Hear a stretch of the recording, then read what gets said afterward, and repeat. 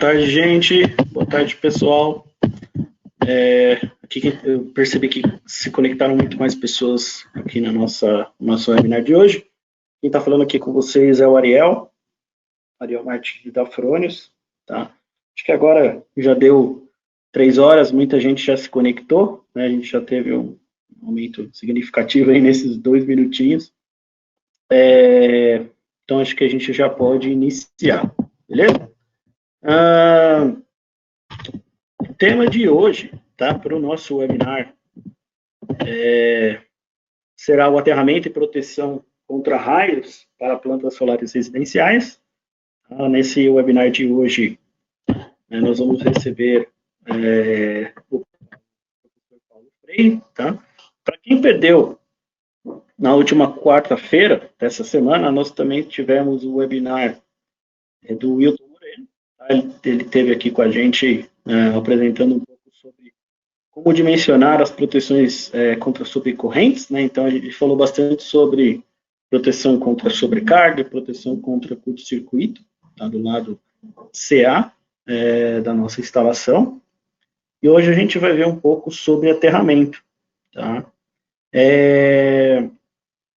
Não sei se todo mundo conhece o professor Paulo Freire, tá? Mas ele já está aí na área, trabalhando nessa área especificamente há muito tempo, tá? Ele vai poder se apresentar e falar um pouquinho mais sobre ele, né? Acredito que boa parte de vocês já conheçam, a gente teve um feedback bem legal aí nas nossas redes sociais e por e-mail, até por WhatsApp, quando a gente divulgou aí que a gente ia fazer o webinar junto com o Paulo, falando aí que o Paulo é referência, que eles gostam muito aí da didática, do jeito dele de explicar os assuntos, tá?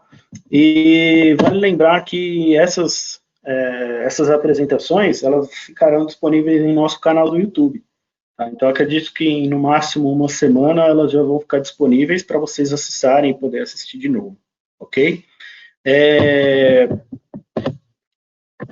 Hoje quem está falando aqui com vocês da Fronius sou eu, Ariel Martins, porém vale lembrar que o nosso time de especialistas está presente aí no chat também, tá? Então, todas as perguntas que vocês tiverem, né, claro que o que for mais específico, mais voltado ao professor Paulo, a gente vai se analisar aqui, vai guardar para ir perguntar para ele durante o webinar, né, mas o que for possível a gente ajudar vocês, o Daniel Lírio, o Vitor Rony e o Thiago Schinen estão presentes aí no chat para ajudar vocês, tá bom? Então, só queria realmente fazer essa iniciação aqui com vocês, tá? Essa abertura. E eu já vou passar o microfone para o Paulo, né, para a gente não se prolongar demais aqui, e aí a gente volta a falar durante o webinar. Beleza? Paulo, você está me ouvindo já? Estou na escuta. Está ouvindo Legal. bem? Estou ouvindo perfeito. Eu vou passar o controle aqui para você, e daí você já pode tocar. Beleza? Eu tenho que compartilhar minha tela, né? Mostrar minha tela. Isso. Ó. É a tela certa que está aqui aparecendo? O pessoal está vendo o seu e-mail agora, hein? Ah, que mal, hein, porra. Deixa eu mudar isso aqui. Como é que eu mudo isso aqui, que eu sempre me atrapalho? Peraí. Você vai fazer o seguinte, ali naquele menu, no menu do GoToWebinar, tem uma abinha chamada Compartilhando. Ah, tá aqui, já fiz. Compartilhando, mostrar minha tela. Legal, mudou? Agora sim. Agora todo mundo está vendo aí já a sua apresentação. Legal.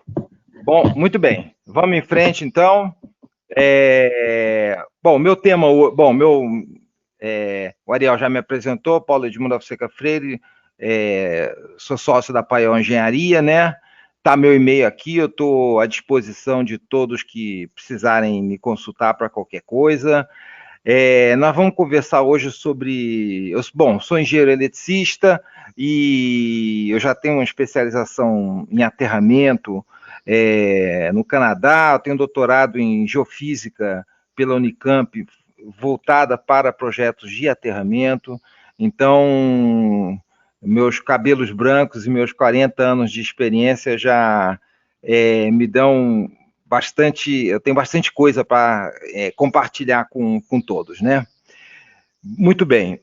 Hoje o nosso tema são usinas fotovoltaicas em telhados, né? Então a gente está focando não só instalações residenciais, como instalações de maneira geral em telhados, né? E nós vamos dar um limite para esse tipo de instalação, né? Eu sempre gosto de começar minhas apresentações falando sobre a questão de normas, porque eu sou militante já há 30 anos em comitês de normas, e as normas são a grande defesa de nós profissionais nos nossos projetos, nas nossas instalações. Então, só para dar uma ideia para vocês de como é que as normas nascem, né? Segundo a BNT, né? Esse guia BNT ISO IEC, né? IEC são as normas europeias, né? As normas brasileiras, elas seguem as normas IEC, que são normas europeias e internacionais, né? Então, são normas que valem em tese para o mundo inteiro, exceto para União Soviética, que tem algumas normas próprias dela, os Estados Unidos também, mas de maneira geral são reconhecidas no mundo inteiro.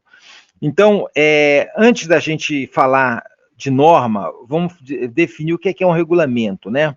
Um regulamento é um documento que contém regras obrigatórias, né, adotadas por alguma autoridade, né? Pode ser federal, estadual, municipal, né? E a norma não, a norma é um documento estabelecido por consenso pela sociedade, né? Então, ela estabelece os critérios de projeto e, em princípios, a observância da norma não obrigatória.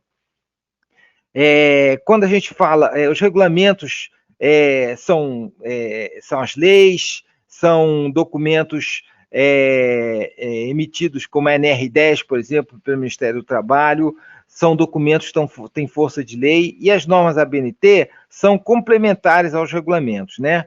Então, eles vão diferir, os regulamentos e as normas vão diferir na origem, no campo de aplicação e na compulsoriedade, né? Os regulamentos são feitos pelo governo, eles dizem para a gente o que fazer e são de aplicação obrigatória. As normas não, são feitas pela sociedade, qualquer um de nós pode participar de um comitê de elaboração de norma e lá dar seu pitaco, em tese assim. Na prática, a coisa não é talvez não seja tão democrática assim, mas ela é bem aberta, né? E as normas dizem como fazer, né? E não são obrigatórias em princípio. O que acontece é o seguinte, é que os regulamentos mencionam as normas, e a partir do momento que o regulamento menciona a norma, ela passa a ter força de lei. Então, hoje em dia, nos tribunais, inclusive, as normas são reconhecidas como documentos que têm força de lei e de aplicação obrigatória, porque se qualquer disputa que chegue num tribunal, o juiz vai interpretar a norma como um documento de aplicação obrigatória e a jurisprudência já é extensa nesse sentido. Então, nós como projetistas, nós como instaladores, temos que respeitar as normas ABNT. Muito bem, a gente tem que respeitar as ABNT, mas é complicado para todos nós, né? Aqui eu botei uma relação de normas que abordam a questão de aterramento e proteção contra raios, que é o tema de hoje, né? Aborda outras questões também, instalações elétricas, instalações de baixa tensão, média tensão, mas todas elas falam alguma coisa de aterramento e proteção contra raios. E tem muitas outras normas abordando outros aspectos de um projeto, de uma instalação. Então, é complicado para o projetista, para o instalador, ele está a par dessa quantidade, desse volume enorme de informação que tem nessas normas, e mais, levando em consideração que essas normas, digamos, a cada 5 anos, elas são revisadas. Então, vira e mexe, está saindo uma nova norma, uma revisão da norma com novidade, né? Só para dar uma ideia para vocês, a 5419 está sendo revisada atualmente, a 717, medição de resistividade do solo, modelagem elétrica, já está com a revisão concluída, ela tá na BNT para ver negócio de formatação, essas coisas, e vai à votação, até o final do ano ela deve estar sendo publicada. A 15749 está sendo discutida a revisão dela no âmbito do COBEI, de um comitê específico de aterramento, eu faço parte desse comitê, né? A 15751 de medições também está sendo discutida no âmbito do COBEI, também para entrar em revisão. A norma de materiais está sendo elaborada uma nova norma que inclui todos os materiais, haste, cabo, solda, conectores, todos os materiais que são usados em sistema de aterramento. É uma nova norma que vai sair ainda, está sendo trabalhada essa norma. Aterramento de sistema de distribuição foi recentemente revisada, e segurança e eletricidade é uma norma recente também. Então, essas normas estão mudando assim permanentemente, porque, acima de tudo, a gente tem, em função das demandas de mercado, né? E, por exemplo, agora a gente está elaborando, fora essas aqui, está sendo elaborada uma norma de aterramento de linha de transmissão e aterramento de parques eólicos. Aterramento de plantas solares está na fila para ser a próxima depois de parque eólico. Enfim, então esse trabalho está em andamento e tem normas específicas, né? Como normas para hoje a gente está falando de instalações fotovoltaicas. Então, tem 2 normas aqui, tem outras normas de cabo, tudo mais, mas que eu não coloquei aqui, porque para o nosso tema de hoje, essas aqui são as 2 normas que são mais importantes, né? Então, resumindo, eu vou falar muito de norma ao longo da próxima hora, e um projeto, uma implantação, um sistema que atenda às normas aplicáveis é a maior defesa para a gente, porque quando acontece uma confusão, a gente tem que invocar a conformidade com norma para se defender. Avançando, então. Bom, os parques solares, eles são classificados em 3 categorias, segundo a resolução normativa 687 da ANEEL, né? Nós temos a microgeração distribuída, né, até 75 kW, e geralmente ligada à instalação predial, né, e conectada à rede de baixa tensão ou média tensão da unidade consumidora. Nós temos a mini geração distribuída, que são as plantas até 5 megawatts, né, ligadas geralmente à rede de distribuição em média tensão. E nós temos as plantas fotovoltaicas de grande porte, né, com centenas de megawatts, né, como tem São Gonçalo, lá no Piauí, da Enel, que já deve estar em torno de 700 megawatts ou mais ainda, eu acho que deve ser a maior do Brasil, né? Uma área de 3 por 7 quilômetros, uma coisa absurda, é um mar de placa a perder de vista, né? Com rede interna em média tensão e ligada a uma rede externa em alta tensão. No caso, esses projetos de grande porte são ligados a subestações de 230, 500 kV. Subestações da rede básica, né, que jogam na rede interligada à energia gerada. Bom, e a gente pode classificar segundo a tensão de conexão com o sistema, baixa tensão, média tensão ou alta tensão, que são essas mega plantas que eu acabei de mencionar. Nós hoje vamos estar conversando sobre essas marcadas aqui de verde, né? Então, usinas fotovoltaicas até 75 kW, instaladas em coberturas de casas, prédios, galpões industriais e de estruturas de estacionamento e ligadas à rede elétrica da instalação consumidora. Isso aqui é um aspecto muito importante, porque quando a gente mexe implanta uma planta fotovoltaica na cobertura de um prédio, de uma casa, de uma fábrica, a gente está mexendo na instalação do cliente, a gente está interferindo na instalação do cliente e a gente passa a assumir uma certa responsabilidade no todo, apesar da gente ter a gente está interferindo em parte, mas a gente passa a assumir uma certa responsabilidade no todo, e eu vou abordar essa questão aqui ao longo da nossa apresentação. Então, falando sobre integração dos aterramentos, é o primeiro conceito assim muito básico e muito importante para a gente ter nesse nível de tensão, né, de baixa tensão e média tensão.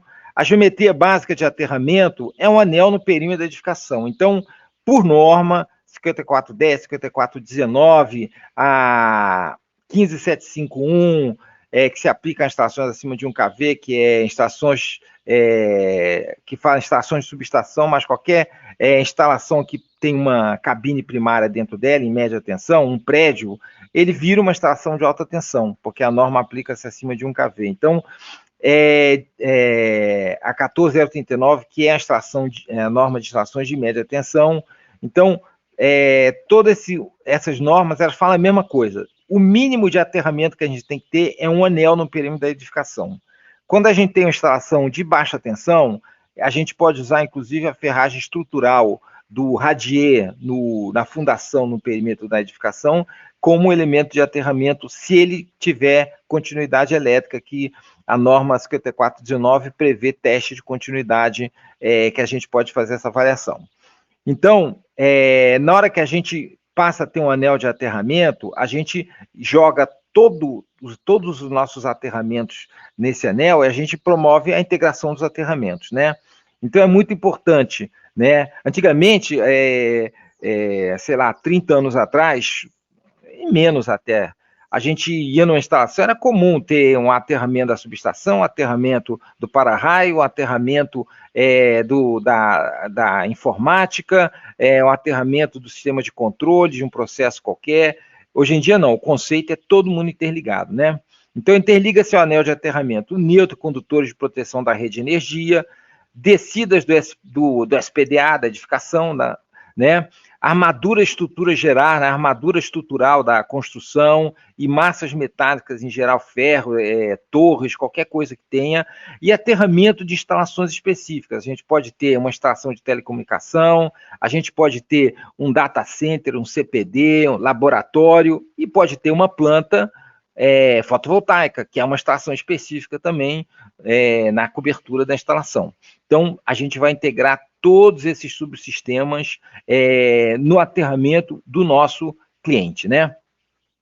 E quais são os benefícios dessa integração de aterramentos? Unificação das referências de terra, está todo mundo na mesma referência, né? Porque se a gente não unifica as referências, as instalações acabam fechando internamente esses aterramentos, né? Essas conexões vão se fazer internamente e começa a criar risco para a instalação. Então, a unificação das referências é bom, porque é muito melhor a gente ter um grande aterramento do que vários pequenos aterramentos. O aterramento pegando o perímetro da nossa instalação vai dar a menor resistência possível, né? Porque a resistência de aterramento é inversamente proporcional à área do aterramento. Quanto maior a área do aterramento, menor a nossa resistência. Então é muito melhor a gente ter essa malha única do que um monte de aterramentos espalhados pela instalação. Redução das resistências que eu já falei, né? E equipotencialização de massas metálicas. Equipotencialização é um termo que muitas vezes é mal compreendido, né? A equipotencialização não significa que está todo mundo necessariamente o tempo todo no mesmo potencial, né? Quando a gente tem fenômenos transitórios, como queda de raio, por exemplo, a gente não é possível equipotencializar o nosso sistema de aterramento, né? Vão surgir diferenças potenciais no âmbito do próprio sistema, né? Mas, na medida que a gente integra, essas diferenças de potencial vão ser minimizadas e vão durar menos tempo. Então, a gente transfere uma sobretensão menor para as nossas instalações. Então, esse conceito de integração dos aterramentos é muito importante e... Ariel, tem uma perguntinha agora, né, para o pessoal, né? Isso aí, Paulo. Vamos colocar aqui na tela, então, para o pessoal, a primeira pergunta aqui que a gente separou para o webinar, né? Então, vou colocar aí na tela para vocês, gente. Então, vamos lá. Vocês já devem estar vendo aí agora uma telinha azul, né, com a primeira pergunta que o Paulo elaborou para vocês. E a pergunta aí é: em seus projetos, você se preocupa com a integração do aterramento da usina fotovoltaica com o seu sistema de aterramento da instalação? Então, aí as alternativas que a gente tem, né? Sim, sempre me preocupo em garantir essa integração. Não, me preocupo apenas com o aterramento realmente do meu sistema fotovoltaico. Ou não me sinto qualificado para avaliar, tá? Então, a gente tem essas três opções para a gente entender também como que vocês têm trabalhado, qual que é o perfil aí das instalações que vocês realizam, tá? Então a gente vai dar aí mais alguns minutinhos para vocês responderem. E enquanto isso, Paulo, eu separei aqui duas perguntas. Tem uma pergunta aqui do Paulo Monteiro, talvez você até fale sobre isso ainda, tá? Mas ele perguntou aqui o seguinte: de quanto em quantos meses devemos fazer uma inspeção de aterramento? Olha só, uma inspeção anual está mais do que bom, né? Então a norma recomenda uma inspeção anual, ou se quando acontece algum evento, por exemplo, cai um raio, né, uma queima de equipamento, aí faça uma inspeção, né? Então a recomendação é essa, uma inspeção anual ou uma inspeção após um evento que tenha resultado em danos na instalação.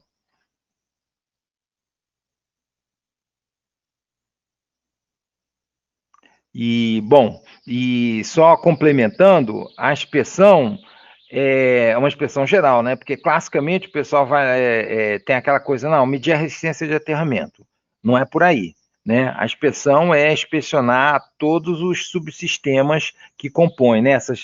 Isso aí que eu mostrei aí que eu acabei de mencionar, parte de energia, SPDA, parte estrutural, extrações especiais, esse tipo de coisa. Dá uma olhada nisso tudo. Legal, legal. Só para quem está com dúvida aí, no chat, pessoal, é só clicar na alternativa e clicarem no botão enviar, tá? Então, não precisa mandar aqui no chat para nós, não, ok? Tem uma outra pergunta aqui, Paulo, enquanto o pessoal está respondendo, do Antônio Salles, que ele pergunta assim, ó: boa tarde, quanto ao aterramento de painéis de controle, o aterramento desses agora é direto na malha geral? Não há um aterramento específico, e este sim ligado ao geral? Não sei se eu entendi muito bem, mas... Vamos lá. Um painel de controle é uma instalação de baixa tensão, tá? O que acontece é o seguinte, instalações de baixa tensão, elas vão ser aterradas necessariamente pelo condutor de proteção. Isso a gente está falando norma 5410, né? Então, a gente, no painel de controle, sempre chega uma alimentação para os equipamentos que estão lá, né? Eu não vou dizer que sempre não, né?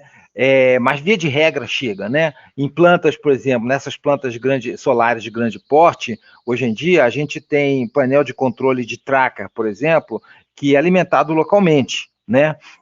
Tem uma placa dedicada para alimentar o motor ali, e o sistema de controle se comunica remotamente via uma RSU, né? Então, aí a gente não está chegando com a alimentação, mas vamos pensar numa instalação de menor porte, que não tem esse nível de sofisticação, e que a gente chega lá com uma fase, um neutro e um terra, né? Então chegou um fio terra lá e a gente aterra.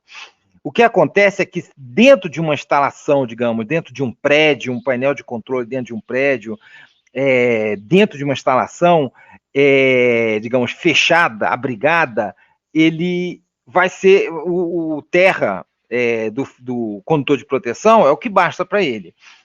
Isso já não vale quando a gente tem uma instalação distribuída, por exemplo, numa planta industrial, em que a gente tem uma sala de controle e tem cabos que saem dessa sala de controle e vão lá para a área levar alimentação para painéis de controle que estão distribuídos aí pela área de processo. Aí sim, a gente, além do fio terra que está levando até o painel, a gente vai ter um terra local na malha de aterramento, né? Mas aí eu acho que já foge ao objeto da nossa discussão hoje, que são instalações prediais, com as plantas fotovoltaicas na cobertura, ou no máximo em cobertura de estacionamento, né, que está lá no piso térreo, mas que não deixa de ser uma cobertura. Então, em princípio, em instalação predial, chegar com um condutor terra é o suficiente. Beleza, Paulo. Obrigado, acho que a gente já pode fechar essa primeira questão. 74% aí já votaram, né? Vou compartilhar com vocês o resultado. Então, Não sei se você vai conseguir ver, Paulo. Aí na aba da consulta, mas 85% das pessoas que responderam a questão responderam sim, sempre me preocupo em garantir essa integração. Tá? Bom resultado, né? Um resultado muito bom esse. O pessoal tá... 10% responderam que não se preocupam, que eles se preocupam apenas com o aterramento do sistema fotovoltaico, né? E 5% disseram que não se sentem qualificados para isso. Né? Um comentário que eu faço é o seguinte, de vez em quando acontece eu tenho me envolvido mais nos últimos tempos em instalações assim, OGD, né, daquela faixa de 1 a 5 megawatts, ou essas plantas de porte maior, né? Mas, principalmente quando a gente trabalha em instalação predial e quando a gente trabalha quando a gente recebe uma consulta, né, para fazer um projeto de uma planta, assim, de um hotel, de uma instalação industrial, que já tem uma planta de um porte maiorzinho, em algumas situações já aconteceu do cliente dizer para mim o seguinte, olha, eu quero que você me dê um preço, aí eu falo, olha, mas eu preciso então olhar a instalação como um todo, eu preciso olhar o sistema de aterramento da instalação como um todo, e quem me pede o preço, né, que é o fornecedor da solução fotovoltaica, diz assim, não, mas eu quero que você me dê um preço para olhar só a planta fotovoltaica. E eu declino, eu não coto simplesmente, porque eu entendo que eu tenho quando vou fazer um projeto desses, eu vou acabar interferindo na estação do cliente como um todo, né? E eu não posso assinar uma RT de responsabilidade técnica parcial, né? Até porque na hora que o raio cai na planta solar, lá na cobertura, ele vai descer e vai se dissipar no aterramento geral da instalação, e ele pode trazer outras consequências. Se a instalação não está adequada, não tem os DPS, tudo adequado,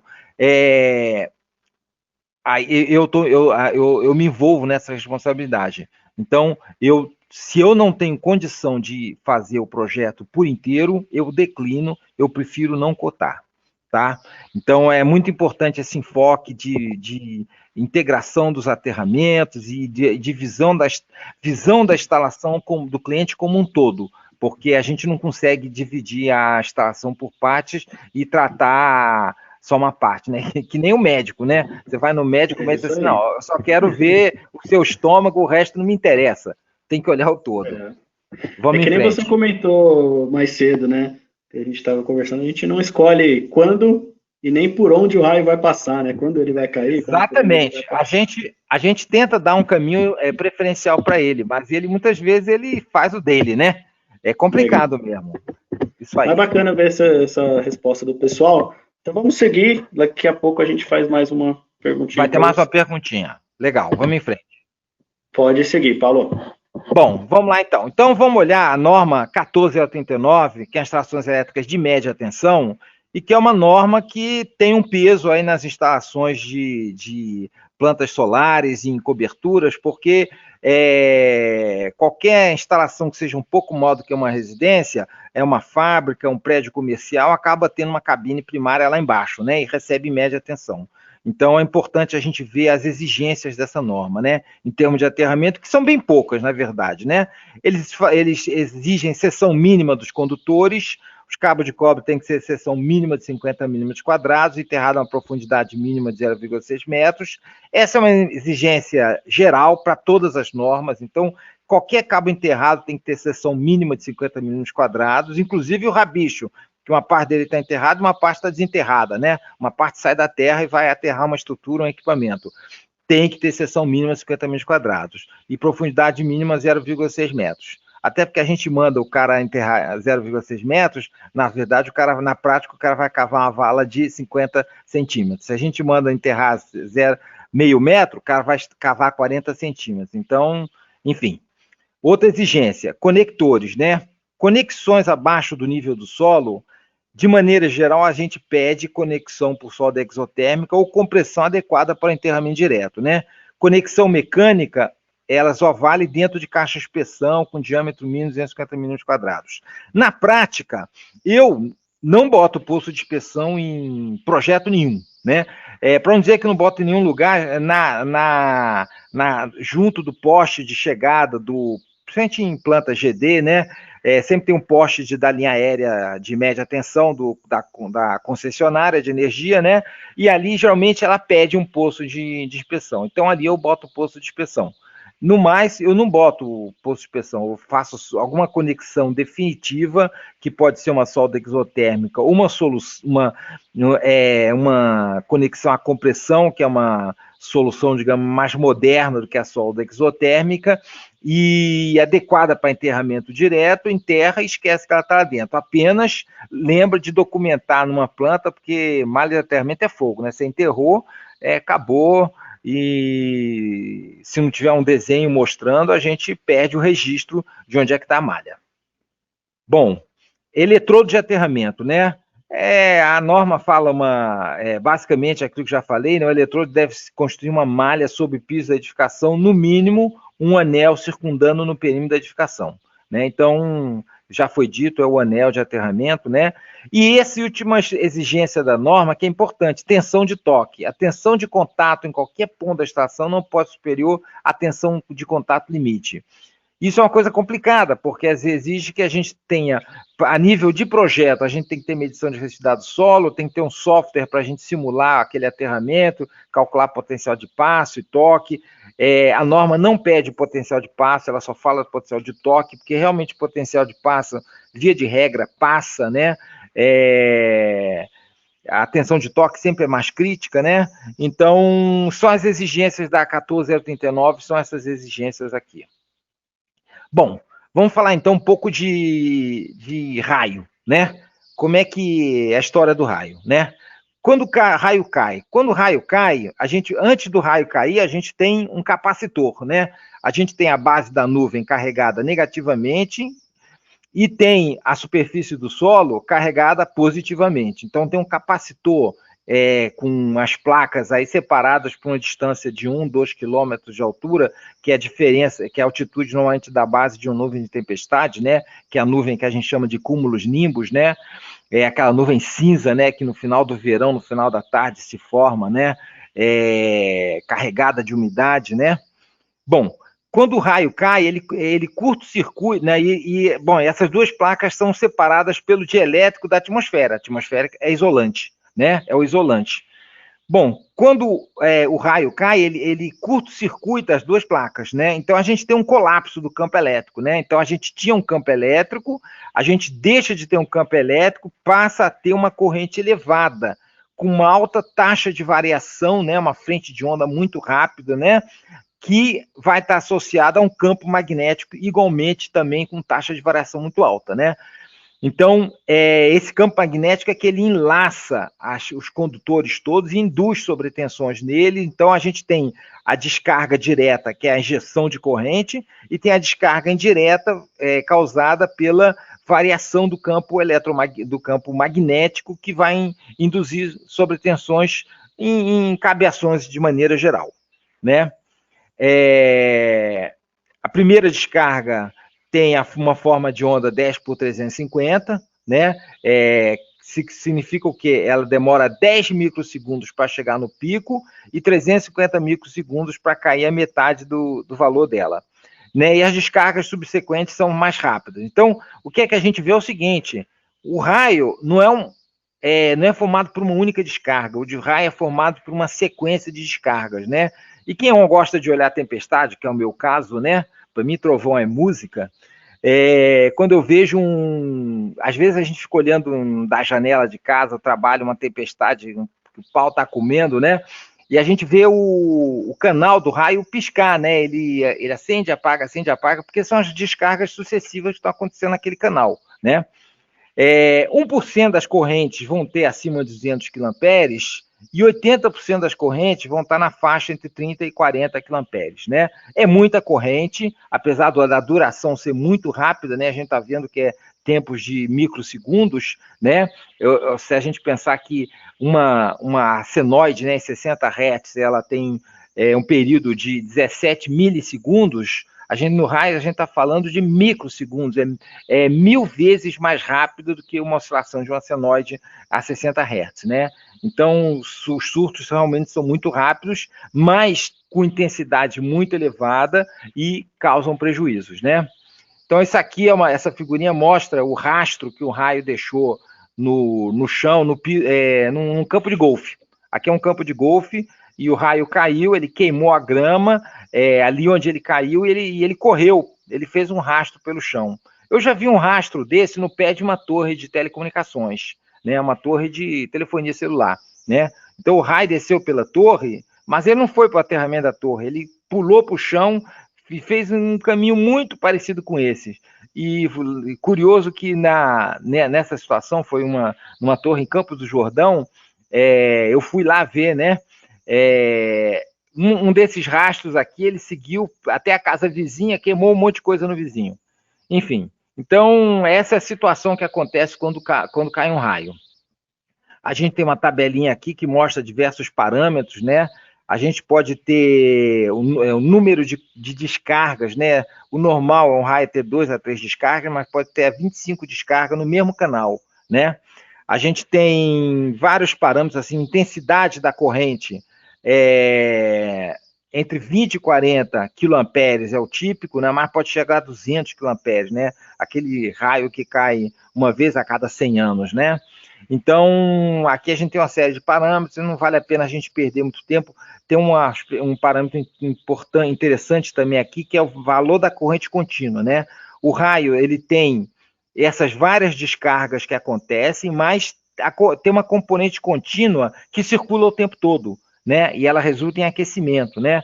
Então, a média é um valor médio de 150 pés de corrente contínua que vai circular durante toda a vida do raio, enquanto o canal estiver ionizado. Então, o raio é uma coisa bastante complexa, né? A gente tem sistemas hoje em dia que monitoram os raios no país todo, né? Que eu acho que é a próxima... Não, ainda não é a próxima, eu vou chegar lá.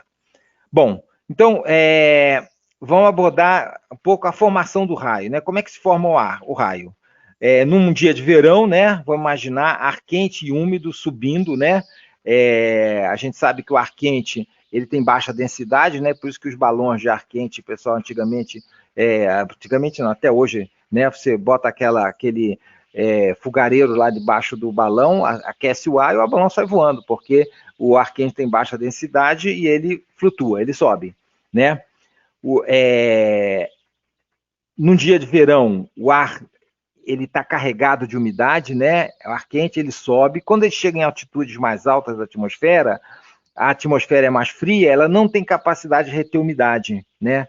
Quanto mais quente a atmosfera, maior a capacidade dela de reter umidade. Então, chega lá em cima, alguns quilômetros de altitude, a umidade se condensa, né? Forma cristais de gelo, né? E gotas d'água mesmo nas nuvens, né? Então, começam a acontecer as colisões entre os cristais de gelo que estão subindo, eles são muito leves, né? Sobem carregados pelas correntes atmosféricas, né? E as gotas d'água caem por gravidade, porque elas são mais pesadas, né? E eles vão colidindo, o cristal de gelo subindo, colide com as gotas de água caindo, e acontece a troca de íons, né? Os cristais de gelo cedem elétrons para a gota d'água, então isso faz com que a base da nuvem fica negativo e o topo da nuvem fica positivo, né? A separação de cargas, né?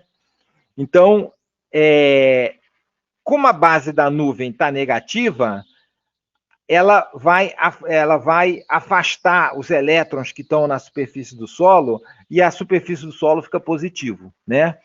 Os bichos, geralmente, eles sentem esse campo elétrico muito forte, eles já se mandam, né? No caso de uma pessoa, se você está debaixo está numa condição de tempestade, você consegue sentir seu cabelo arrepiando, os cabelinhos arrepiando, pode começar a rezar porque está perigoso. Enfim, aí o capacitor nuvem-terra está carregado. A próxima situação é que sai um líder descendente da nuvem, e quando esse líder, né, o líder descendente, o que é? É um centro de carga, em coulombs, né? são elétrons concentrados ali da base da nuvem que sai e vem em direção à Terra, né? Ele vem abrindo o caminho na atmosfera, não é o raio, ele não sai da... Isso é uma... Às vezes as pessoas acham que não, o raio lá na nuvem ele sai e ele já sabe onde ele vai cair. Ele não sabe, ele desce da nuvem dando saltos de direção aleatória, né? Tem inclusive uma distribuição estatística, né? A tendência maior é vir para baixo, mas eles podem dar até saltos enviesados, até saltos para cima, a gente vê raio que dá volta no céu, esse tipo de coisa, mas eles acabam vindo para a Terra, né? E quando eles chegam perto da Terra, né, o campo elétrico fica mais forte e formam um líder ascendente, começa a ter um centro de cargas que sai da Terra em direção a esse líder descendente que está vindo da nuvem, né? Quando eles se encontram, forma o canal ionizado. Ainda não tem corrente. O canal está ionizado, é como se a gente esticasse um fio e na hora que eles se tocam, eles fecham esse circuito, né? Aí sim, aí acontece a primeira descarga, e ela é seguida de outras, porque a primeira descarga ela descarrega aquela base da nuvem ali, naquela região onde ela aconteceu, né? E tem que ter um tempo para as cargas se redistribuírem na base da nuvem e descarregar de novo, enquanto o canal não fecha, né? Enfim, então os danos causados por um raio vão ser proporcionais à energia contida nele, né? Que ela é função do quadrado da intensidade da corrente, né? Então, quanto maior a corrente, o dano cresce de forma quadrática, né?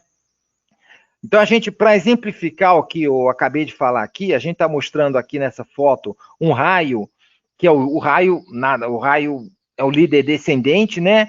E a gente vê aqui um líder ascendente. Ele está saindo do oceano, ele está dizendo aqui que está saindo do mar, né? Com 80 a 100 metros de... ele dá um pulo de 80 a 100 metros aqui, esse caso específico, né? Então, ele fechou e aí veio o raio mesmo. É a mesma foto, né?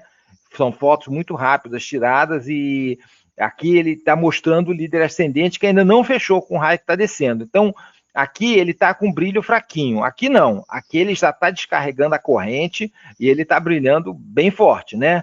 E é um raio, né? Aparentemente violento.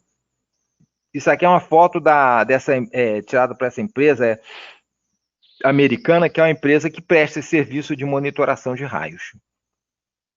Bom, a gente tem, então, vamos falar da probabilidade da corrente do raio, né? Isso aqui é uma distribuição estatística, né? A gente tem aqui no eixo horizontal o valor da corrente, né? A gente tem raios indo até 200 aqui, amperes, né? Desde 1 ampere, desde 1 quiloampere até 200 quiloamperes, né? E aqui no eixo vertical, a gente tem a probabilidade da corrente ultrapassar. Então, o que é que significa isso? A gente tem aqui, ó, 2 ou 3, sei lá, tá aqui, 3 quiloamperes. 99% dos raios tem mais do que 3 quiloamperes, né? 80% dos raios tem mais do que 20 quiloamperes, né?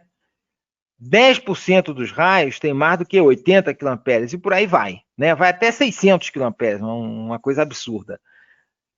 Então, isso aqui a gente tem uma distribuição estatística e a gente sabe que 80% das descargas vai estar na faixa entre 30 e 40 quiloamperes, que é uma intensidade muito alta.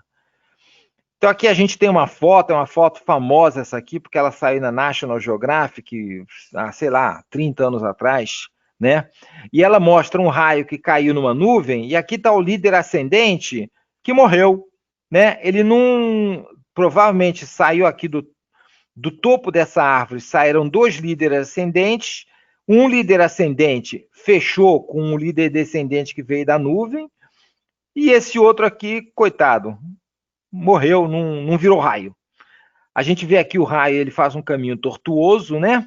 Ele aqui fez uma dobrinha aqui, porque à medida que ele vai dando saltos, ele perde energia, né? O vento, a própria umidade da atmosfera rouba a energia do centro de cargas. Então, ele tem que dar uma paradinha para se recompor. Então, ele vem descendo, dando esses saltos aqui, e quando ele chega aqui perto, aqui da superfície da Terra, então é que o campo elétrico está muito intenso aqui na ponta, e aí ele começa a se formar líderes ascendentes.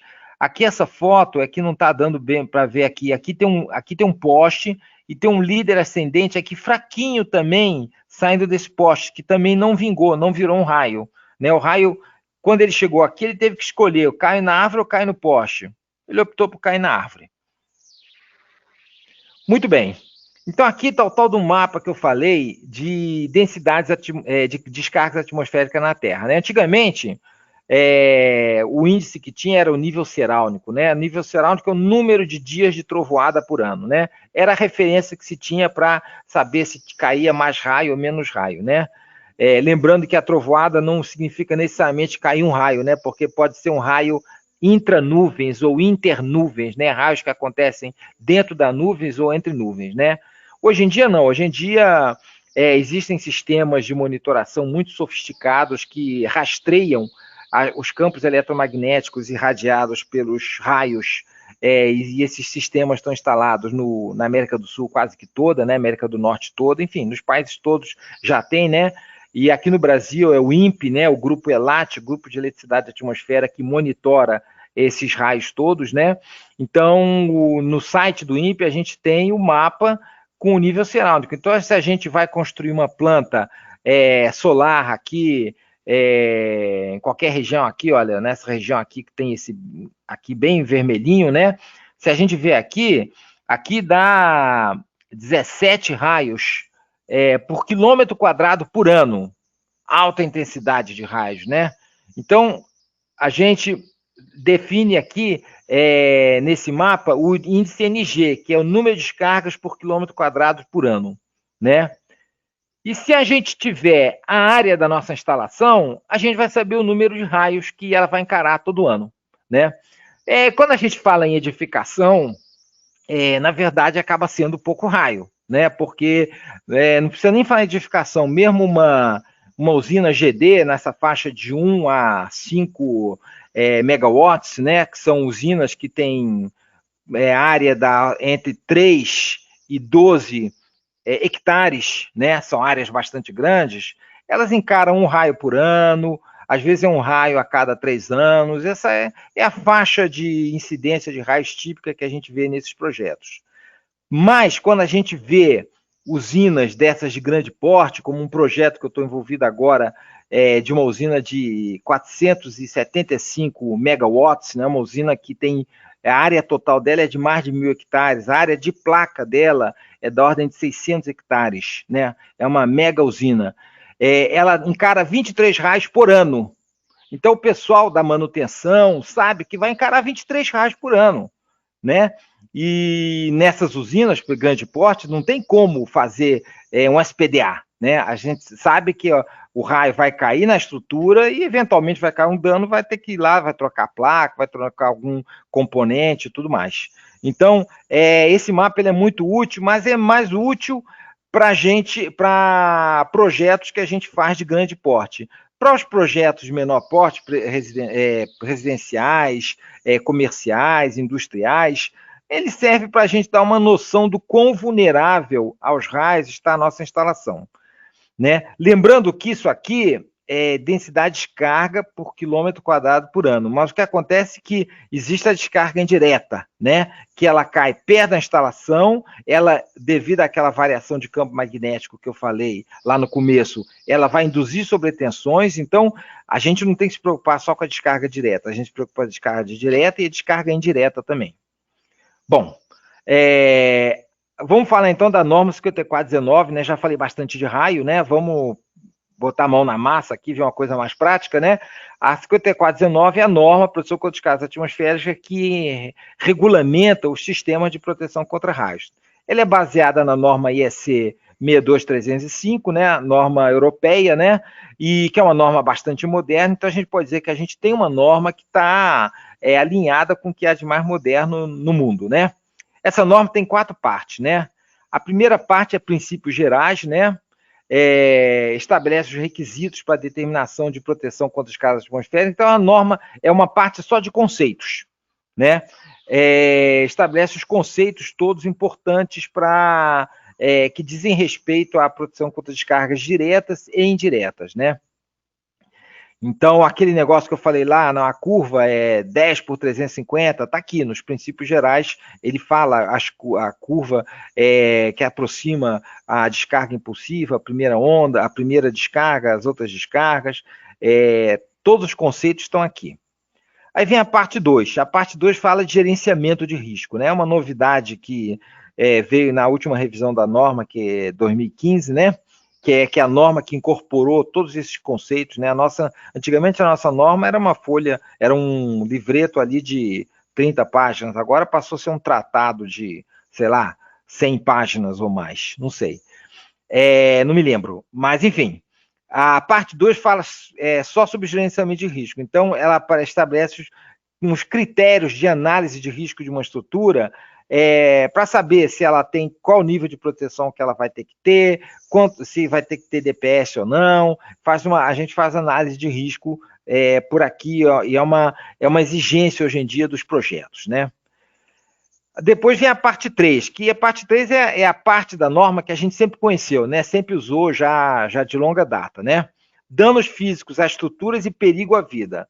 Eu não gosto muito desse título quando fala de perigo à vida, porque, na verdade, a norma ela não visa proteção de pessoas, né? Ela visa proteção de estruturas, né? De instalações, né? As pessoas só vão estar realmente protegidas se elas estiverem dentro da edificação e a edificação é protegida por SPDA, né? Então, isso aqui a gente tem que pensar nessa parte, acima de tudo, como proteção contra descargas diretas em edificações e estruturas, né? Então, recentemente eu já tive uma situação dessas, né? Numa planta solar de grande porte, né? O cliente queria que fizesse análise de risco para a planta inteira, porque ele não queria que as pessoas, os funcionários, né? Você imagina uma planta dessas de grande porte, tem que ter muita gente fazendo manutenção, limpeza das placas, cortando mato, essas coisas todas, o tempo todo. E ele não queria que o pessoal tivesse exposto, né, a raio. E eu tive que dizer para o cliente, olha, me desculpe, mas se está caindo raio, você tem que recolher o pessoal, né? Eu já passei por essa situação, tá, em parque, principalmente em parque eólico, né? Começa a cair raio, a gente está fazendo levantamento, medição de resistividade do solo, resistência de aterramento, o pessoal passa uma rádio e diz assim, olha, pode voltar para a base porque está proibido trabalho ao tempo, né? Então, esse critério, ele vale também para uma instalação numa cobertura de uma edificação, né? Se tem risco de raio, não pode ficar ninguém lá em cima fazendo manutenção, seja o que for na cobertura. A pessoa tem que descer e esperar ter uma condição de tempo bom para voltar a trabalhar, porque senão, mesmo que o prédio tenha um SPDA, a gente não pode garantir a segurança da pessoa com relação a descargas diretas, né? Que está numa área aberta, né? A pessoa tem que estar dentro do prédio. Bom, e a parte 4, sistemas elétricos e eletrônicos internos da estrutura, é o que a gente chama proteção contra descarga indireta, né? Aquelas sobretensões que são induzidas por descargas que não caíram na instalação, ou até podem ter caído na instalação também, né? Mas são riscos secundários, né? Normalmente, a rede de média tensão capta vai ter uma sobretensão induzida na rede de média tensão por um raio que às vezes cai a 1 km de distância, né? Essa sobretensão, ela viaja, chega no quadro, ela entra na instalação, né? E eu já vi raio que entrou dessa maneira e faz um regaço no quadro, abre arco lá dentro, enfim, eu já vi muitas situações dessas, inclusive instalação de média tensão também, sobretensão vem pela linha de média tensão, chega no cubículo de média tensão, abre um arco lá dentro, queima transformador, enfim, então, aí a gente vai falar dos recursos de proteção contra descargas indiretas, né, que são as medidas de proteção contra surtos para reduzir os danos internos à estrutura, né. Bom, então a norma IEC, né, e portanto a norma IEC 62305, que é a base da nossa norma, portanto a nossa norma, né, o sistema de proteção se baseia nesses 5 pilares aqui, né, os elementos captores de raios, as descidas, os aterramentos, as distâncias de separação e as ligações equipotenciais. Bom, então essa figurinha aqui, que é da norma IEC, né, ela mostra que o vermelhinho aqui é a rede captura, aqui as descidas, aqui a gente tem uma distância de separação de um elemento metálico aqui, e a gente tem um tracejado aqui, que é o aterramento. E aqui embaixo a gente tem as ligações de equipotenciais. A gente tem uma barra, né? Uma BEP, uma barra de equipotencialização, né? E a gente liga a rede elétrica via DPS nessa barra. O condutor neutro que vem da concessionária, ou vem lá de um transformador, liga nessa barra.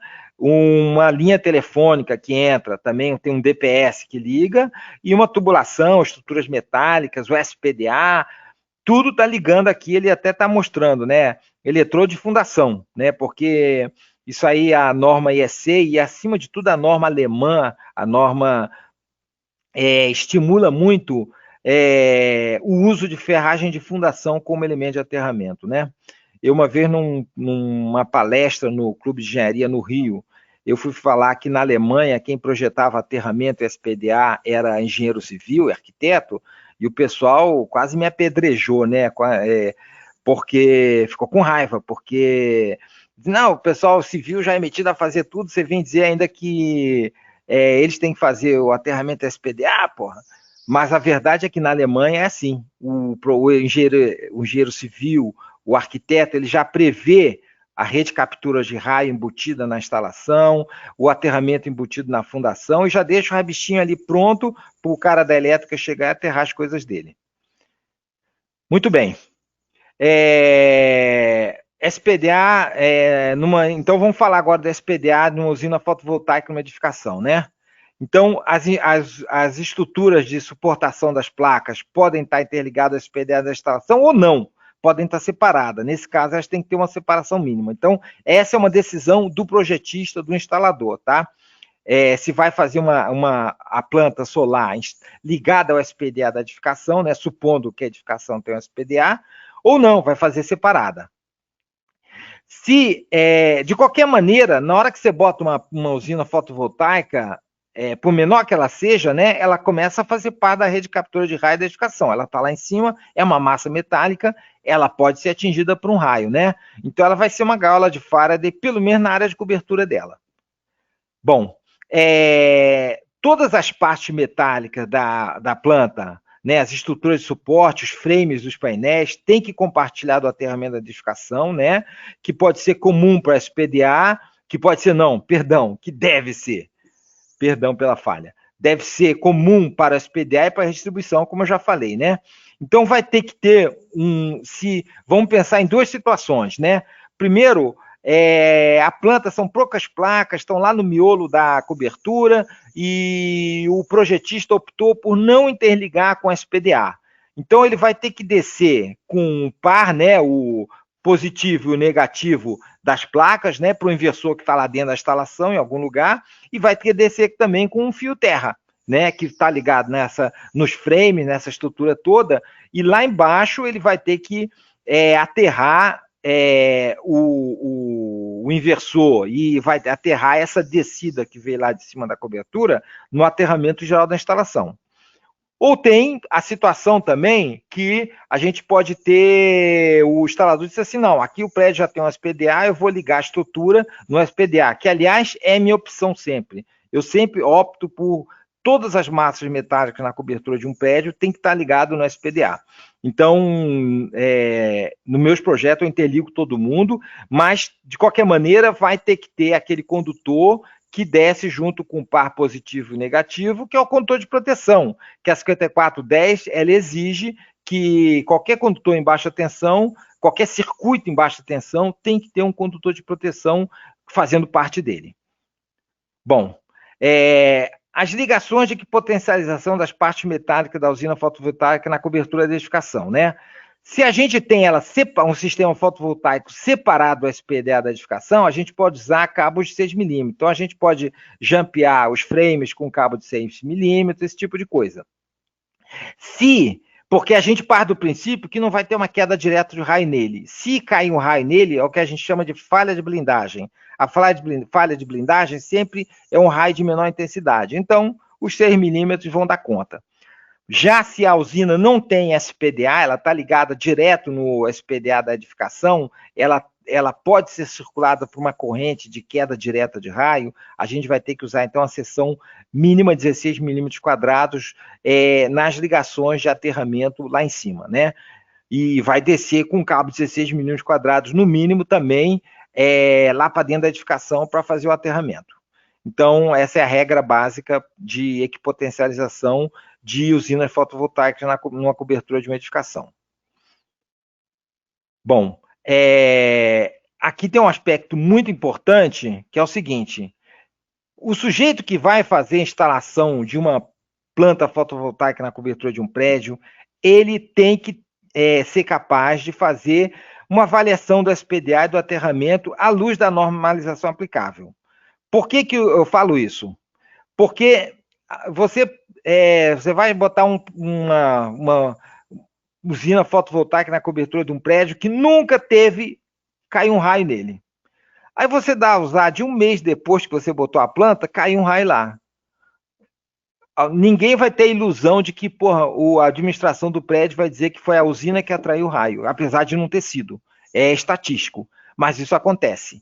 Pode acontecer e eu já vi acontecer, né? Então, eu trabalhei numa época, uma época que eu fazia obra, inclusive, no Rio de Janeiro, na implantação do sistema de telefonia celular, em fazendo site rooftop. Eu montava um monte de sites, era alguns por semana, né?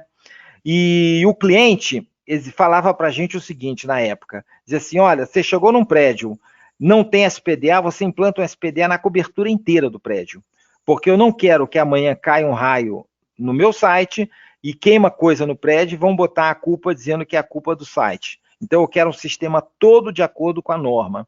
E eu me lembro, até teve um prédio muito grande que tinha, o site ficava aquele container com as antenas lá num cantinho, os equipamentos no cantinho da cobertura do prédio, era uma laje enorme, e eu até fiquei em dúvida, disse assim: o SPDA aqui vai sair caro.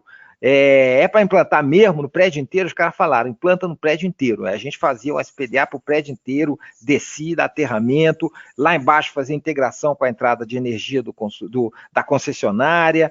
Então, o que eu falo de maneira geral para vocês nesses cursos que eu dou é o seguinte: vocês não têm a obrigação de implantar um SPDA novo em toda instalação que vai implantar uma planta fotovoltaica na cobertura, mas vocês têm a obrigação, no mínimo, de alertar o cliente se ele tiver um SPDA que não está de acordo com a norma. Então vamos falar um pouco mais sobre isso, né? Então, essa recomendação, ela visa a operação adequada da usina, né? E a segurança de todos os envolvidos no projeto, né? Os stakeholders, como se diz, né? O pessoal de gerenciamento do projeto fala os stakeholders do projeto, né? Que vai ser o fornecedor, o instalador e o próprio cliente, né? Então, o fornecedor, ele precisa saber de que a planta dele, né? Que ele está fornecendo, está sendo instalado de forma adequada e vai funcionar bem, porque ele vai dar uma garantia, inclusive, para os produtos dele, né? Um instalador, ele precisa se isentar da responsabilidade associada a prejuízos decorrentes de possíveis quedas de raios e também de mau funcionamento da planta, que possam ser até injustamente atribuídos ao equipamento dele. Essa historinha que eu falei. Botou uma planta na cobertura do prédio, no mês seguinte caiu um raio, aí vão lá, a culpa é da planta, foi a planta solar que atraiu o raio, né? Não tem nada a ver, mas eu já vi essas situações irem parar na justiça, né? E o cliente, enfim, ele precisa saber se o sistema de aterramento SPDA que ele dispõe atende às normas aplicáveis, né? E os limites de responsabilidade dos fornecedores da instalação que ele tem no telhado. Então, o cidadão instalou uma planta solar lá na cobertura e diz assim: olha, eu fiz o meu aterramento próprio, separado, eu fiz uma descida, não, o aterramento é separado, mas eu fiz uma descida só separada, ou não, eu fiz a minha descida, interliguei com o SPDA do prédio, ele deixa claro o cliente e fala, olha, mas para isso aí é uma coisa que é o seguinte, tem que pegar um papel, fazer esse laudo e dar para o cliente assinar e você guarda. Porque amanhã, na hora que um advogado bater na sua porta e dizer, não, olha, sua planta solar traiu um raio e queimou coisa no prédio, você tem que mostrar que o sujeito estava ciente que ele tinha uma instalação que não atendia às normas da BNT. Então, em última instância, nós, quando vamos fazer um trabalho desse, uma cobertura de um prédio, a gente tem que ser meio que um expert na norma para poder fazer essa avaliação para o cliente, né? Emitir um laudo para ele, né? E, por último, o pessoal que vai fazer a manutenção da usina fotovoltaica precisa trabalhar em condições de segurança adequadas, né? Inclusive, lembrando que o pessoal não pode fazer manutenção e nem instalação com tempo ruim, com risco de queda de raio, mesmo que o prédio, a cobertura, tenha um SPDA. Né? E, por último, a gente lembra que um choque num telhado, principalmente quando o seu telhado é aquele inclinado, telhado de casa, né? Um choque elétrico pode ser perigoso, porque não só pelo risco do choque elétrico em si, mas porque pode levar à queda, né? Então, resumindo, quem vai trabalhar na cobertura de um prédio tem que ter um know-how com relação a SPDA. Tem ainda uma questão que é uma questão bem jurídica mesmo, né? A proteção legal do status quo de uma SPDA de uma edificação. Então, resumindo isso aqui, é o seguinte, se a gente chega num prédio para botar uma planta solar, num prédio que tem 20 anos de idade. Então, nesses últimos 20 anos, tiveram algumas revisões da norma 5419, mas aquele prédio ele não tem obrigação de ter um SPDA de acordo com a última norma. Ele tem a obrigação de que o SPDA dele esteja compatível com a época que ele foi construído. Então, se ninguém mexeu na cobertura, vale a norma de 20 anos atrás. O que acontece é o seguinte, na hora que a gente chega para botar uma planta solar, e isso não se aplica só a uma planta solar, pode ser, por exemplo, uma central de ar-condicionado também, é a mesma situação. A gente mexeu na cobertura, a gente acabou com aquele status quo que valia o SPDA obsoleto que ele tinha, porque na verdade ele tinha um SPDA obsoleto. Então ele passa a ter que ter um SPDA válido com a última revisão da norma, né? Então, quando a gente mexe na cobertura de um prédio, a gente interfere nesse aspecto jurídico, né? É importante ter isso em mente, né? Então, expira, né? Na hora que você botou uma instalação fotovoltaica, expira a vigência da validade legal da proteção de um SPDA obsoleto, né? Então, a gente tem que, no mínimo, fazer uma avaliação, dizer para o cliente, olha, o seu SPDA, ele valia, mas agora ele não vale mais e você precisa atualizar com relação à norma que está em vigor, né? Então, tem que ser feita uma avaliação. Quem vai instalar a planta fotovoltaica, ele vai primeiro avaliar se a planta precisa de um sistema próprio contra raio, e se ele optar por um sistema protegido, ele vai ter que dimensionar esse sistema, né? Ele tem que avaliar essa questão da planta fotovoltaica acabar com a proteção legal de um SPDA obsoleto, né? E alertar o cliente. E ainda se a edificação como um todo tem SPDA em conformidade com as normas aplicáveis, justamente para que amanhã, se cair um raio, ele possa dizer, não, olha, eu alertei que o seu SPDA não estava de acordo com a norma. Bom, eu mostro aqui umas figurinhas do livro da DEM. A DEM é um fabricante alemão, né? Ele tem um livro sobre aterramento e SPDA, um livro muito bom, muito completo. É um livro em inglês, né? Mas é um livro muito bom, muito completo e é sempre uma referência, né? Ele aborda, inclusive, a questão ele fala de proteção de plantas fotovoltaicas, de parque eólico, de CPD, data center, do que vocês pensarem, ele fala, né? Subestação e tudo mais. Bom, então ele diz o seguinte, né? Baseado na IEC e normalização alemã, né? Porque a DEM é alemã, né? Nível de proteção número 3, né? Para uma cobertura de um prédio, né? Associada a uma esfera rolante de 45 metros de raio. Então a gente vê aqui umas placas solares protegidas por 2 mastros para-raios, né? Então, aqui tem uma esfera de 45 metros de raio, então o raio não está tocando as placas, e elas estão protegidas pelos para-raios. Então, elas podem, o aterramento delas pode estar ligado nesse aterramento do SPDA, como ele pode não estar ligado, elas podem estar ligadas entre si e ter uma descida ali que pega um shaft do prédio e chega lá embaixo, onde está o inversor. Bom, aqui está uma figurinha mostrando os elementos captores, né? A distância de separação, a norma 5419 estabelece essa distância, mas essa distância é coisa da ordem de 1 metro, tá? Enfim.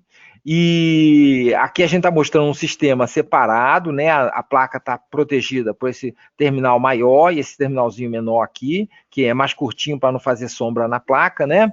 E a gente tem aqui a proteção pelo método de Faraday, né? Então, tem os diversos métodos que a norma 5419 prevê, esfera rolante, né? Ou aqui no caso não seria uma gaiola de Faraday, ou o método de Franklin, né? Aqui tem uma foto que ilustra essa situação, né? A gente tem um para-raio aqui, tem as placas com aterramento delas, que aparentemente não está ligado, né? Ela dá um ângulo de proteção aqui, tem outro terminal aqui, enfim, elas estão protegidas contra descarga direta, então elas podem ter um aterramento separado, se for o caso. Mas lá embaixo está todo mundo junto, tá? Bom, com relação ao encaminhamento da cabeação, é importante, né, o instalador ter em mente para elevar o chicotinho, né, o positivo, o negativo e o fio terra, todo mundo junto, para não criar uma área de enlace, porque é nessa área aqui, que vai... Espera que meu telefone tocou aqui. Ô, Paulo, quer aproveitar, então, para você dar uma respirada, tomar uma aguinha? Quer fazer aquela segunda pergunta nossa? Vamos lá fazer a segunda pergunta? Vamos lá. Que a gente já aproveita aqui. Então, eu vou colocar aqui na tela para vocês, gente, uma segunda pergunta que o Paulo separou aí para vocês, né? Então, quando a gente fala aí de SPDA, né? Você avalia o SPDA da instalação, tá? Então, a gente tem algumas opções aí de resposta, tá? Para vocês preencherem. Sim, sempre avalie o SPDA da instalação toda. Se você avalia somente o SPDA da usina fotovoltaica, né, do seu sistema. Se você nunca avalia o SPDA da instalação, ou se você acha que não é qualificado para essa avaliação, tá? Enquanto o pessoal responde, Paulo, eu separei também algumas outras perguntas aqui. Vale lembrar para quem está acompanhando a gente até agora que a gente tem uma surpresinha aí da DEM no final, tá? Então fiquem atentos aí, já a gente tem uma surpresa aí da DEM. Vamos lá. Eu coloquei, tem muita gente interagindo aqui, Paulo, muita gente elogiando, tá? A sua explicação, elogiando a apresentação. Legal. Infelizmente, a gente não consegue sanar as dúvidas de todo mundo, gente. Eu sei que tem muita gente perguntando aqui. Só para vocês terem uma ideia, tem pelo menos 350 pessoas conectadas aqui, tá? Então, a gente não consegue responder tudo. Mas eu separei algumas coisas, tá?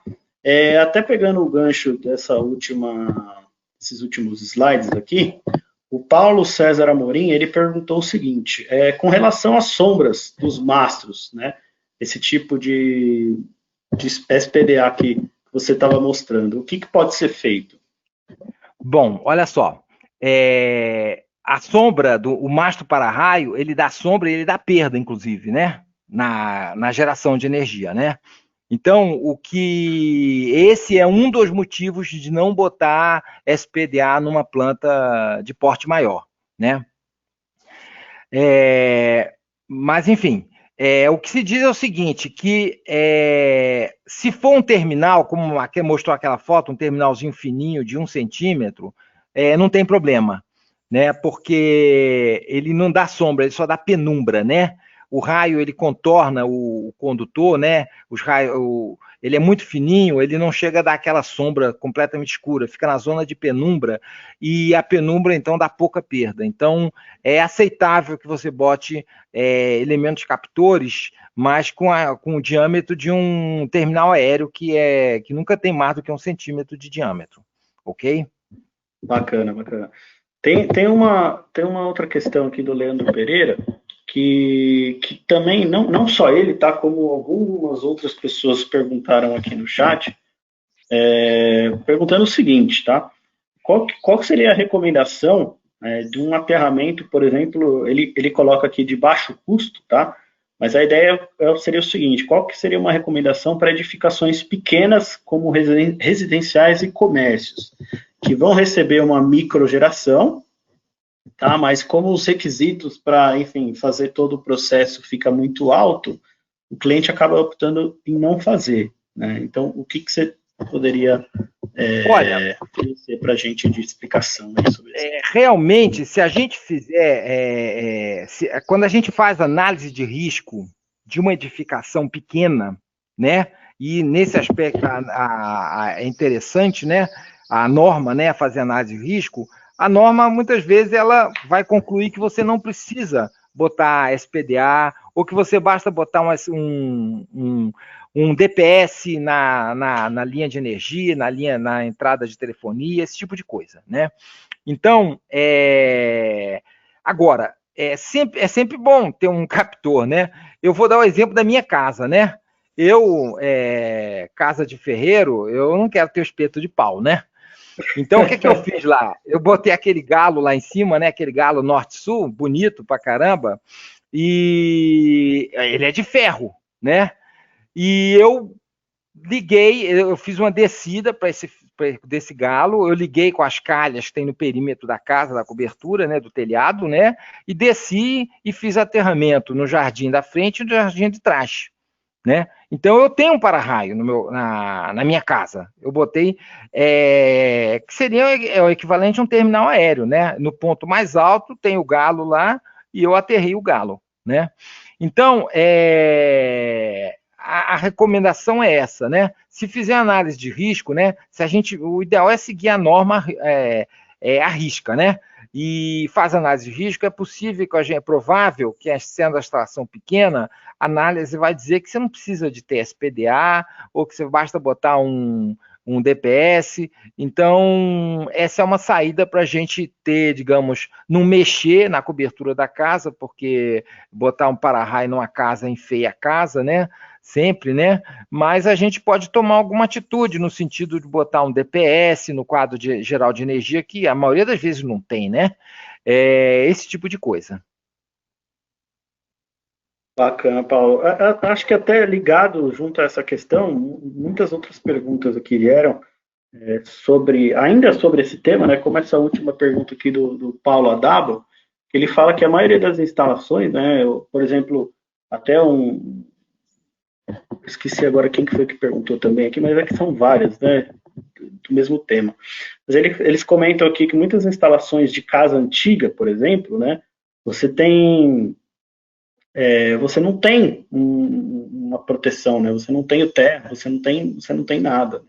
Então, nesses casos, você só faz o aterramento do sistema fotovoltaico? Como que funciona, né? Não, olha só. O Paulo pergunta se ele tem que fazer a instalação de uma haste. Olha só. O que seria o adequado? Qualquer casa, por mais velha que ela seja, no mínimo ela tem uma haste no relógio ali de medição de energia, correto? No medidor de energia, porque isso é exigência da concessionária, né? Então, você tem que ligar seu aterramento nesse aterramento ali da entrada de concessionária de energia. Isso aí é a tal da integração de aterramentos que eu falei, né? De novo, voltando para minha casa, né? Quando eu comprei a casa pronta já, né? Então, eu fiz eu fui lá, eu fiz essa descida, né, com a calha, né? E eu puxei um aterramento um cabo enterrado 50 milímetros, né? Cravei 3 hastes na frente da casa. Eu não consegui fechar o anel, porque a casa é casa de condomínio, está colada nas casas vizinhas, não dá para fazer o anel, eu tinha que entrar no vizinho e não tem condição, ou fazer um aterramento por dentro da minha casa, mas eu fiz uma descida na frente, fiz uma descida nos fundos.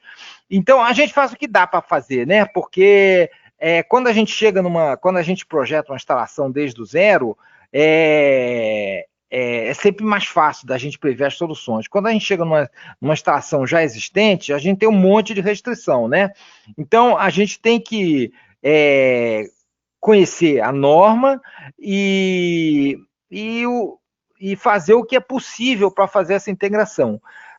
Fazer um aterramento separado é uma coisa arriscada, porque se cair um raio amanhã der um problema, você está fazendo uma não conformidade com norma. Então, a ligação com a entrada de energia é o mínimo que tem que fazer para estar minimamente dentro das normas. Ok? Show, Paulo. Muito obrigado pela resposta. Muita gente está interagindo. Gente, desculpa, não dá para responder tudo, não dá para perguntar tudo, né? Vocês viram que a gente já até estourou bastante tempo, mas tem muita dúvida aqui. Eu vou fechar aqui esse questionário que a gente colocou na tela, tá? Só mostrando para vocês aí como que ficou as respostas aí, Paulo, até fornecendo aí para você as respostas sobre essa questão da avaliação do SPDA das instalações, né? 50%, 52%, né, responderam que eles avaliam o SPDA da instalação toda, e 25% responderam que avalia somente o SPDA do sistema fotovoltaico, né? Então, e ainda 17% não se sentem qualificados para isso. Então, até que é curioso foram esses números, né? Então, esse número mostra que com relação ao aterramento, a coisa já estava mais, digamos, o conceito, né, de integração de aterramento está mais sedimentado. Com relação ao SPDA, nem tanto, né? Então, o que eu diria é o seguinte, o pessoal tentar se qualificar, porque, principalmente agora nessa época de coronavírus, né, o que mais tem é webinar, né? Então, aproveitar essas oportunidades para o pessoal aprender um pouco, né? E começar a desenvolver essa avaliação do SPDA da instalação como um todo, né?